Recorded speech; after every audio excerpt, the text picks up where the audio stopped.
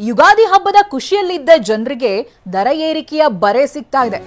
ನಂದಿನಿ ಹಾಲಿನ ದರ ಲೀಟರ್ಗೆ 4 ರೂಪಾಯಿ ಏರಿಕೆಯಾಗಿದೆ. ಹಾಲಿನ ದರ ಏರಿಕೆಗೆ ಗ್ರಾಹಕರು ಆಕ್ರೋಶವನ್ನು ವ್ಯಕ್ತಪಡಿಸ್ತಾ ಇದ್ದಾರೆ. ಲೀಟರ್ಗೆ 4 ರೂಪಾಯಿ. ಹಾಲಿನ ದರ ಏರಿಕೆ ಬೆನ್ನಲ್ಲೇ ಕರೆಂಟ್ ಶಾಕ್ ಕೂಡ ಸಿಗ್ತಾ ಇದೆ. ಪ್ರತಿ ಯೂನಿಟ್ಗೆ 36 ಪೈಸೆಯನ್ನ ಹೆಚ್ಚಿಸಿದೆ. ಇವೆರಡೂ ಕೂಡ ಏಪ್ರಿಲ್ನಿಂದಲೇ ಜಾರಿ ಆಗ್ತಾ ಇದೆ. ಮುಂದಿನ ತಿಂಗಳು 1ನೇ ತಾರೀಕು ಜಾರಿ ಆಗ್ತಾ ಇದೆ. ಇಷ್ಟೆಲ್ಲ ದರ ಏರಿಕೆಯ ನಡುವೆ ಜನಸಾಮಾನ್ಯರು ಆಕ್ರೋಶವನ್ನ ವ್ಯಕ್ತಪಡಿಸಿದ್ದಾರೆ. ನೋಡಿ, ಪ್ರತಿ ಯೂನಿಟ್ಗೆ 36 ಪೈಸೆ ಹೆಚ್ಚಳ ಆಗಿದೆ. ಹಾಲಿನ ದರ 4 ರೂಪಾಯಿ ಹೆಚ್ಚಳ ಆಗಿದೆ. ಜನರು ಆಕ್ರೋಶ ವ್ಯಕ್ತಪಡಿಸ್ತಾ ಇದ್ದಾರೆ. ಏನ್ ಹೇಳಿದ್ದಾರೆ ಬನ್ನಿ ನೋಡೋಣ.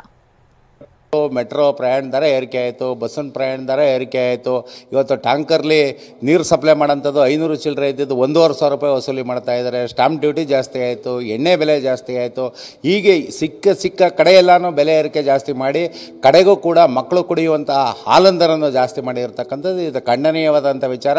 ಕನಿಷ್ಠ ಇವತ್ತು ಪ್ರತಿಯೊಬ್ಬ ಕನ್ನಡಿಗರು ಇವ್ರಿಗೂ ಏನು 7 ರಿಂದ 8 ಸಾವಿರ ರೂಪಾಯಿ ಹೆಚ್ಚಿಗೆ ಹೊರ ಬೀಳ್ತಾ ಇದೆ. ಅವ್ರ ಹತ್ರನೇ ಟ್ಯಾಕ್ಸ್ ಕಲೆಕ್ಷನ್ ಮಾಡಿ ಮನೆಗೆ 2,000 ರೂಪಾಯಿ ಕೊಡೋಂಥ ಈ ಕ್ರಮ ಇದೆಯಲ್ಲ, ಅದು ಈ ತೀವ್ರ ಖಂಡಿಸ್ತೀನಿ. ಇದನ್ನ ಕೂಡಲೇ ರಾಜ್ಯ ಸರ್ಕಾರ ಈ ಬೆಲೆ ಏರಿಕೆಯನ್ನು ಹಿಂಪಡಿಬೇಕು. ಅವಾಗ ನೋಡಿ, ಯಾವಾಗ ಈ ಕಾಂಗ್ರೆಸ್ ಪಕ್ಷ ಬರ್ತದೆ, ಯಾವಾಗಲೂ ಈ ಥರ ರೈತನ ಜೇಬು ಕತ್ತರಿ ಹಾಕುವಂಥದ್ದನ್ನು, ರೈಟ್ ಜಾಸ್ತಿ ಮಾಡೋದನ್ನು, ಸಾರ್ವಜನಿಕರಿಗೆ ದ್ರೋಹ ಮಾಡೋದನ್ನು ಮಾಡ್ತಾ ಇರ್ತದೆ.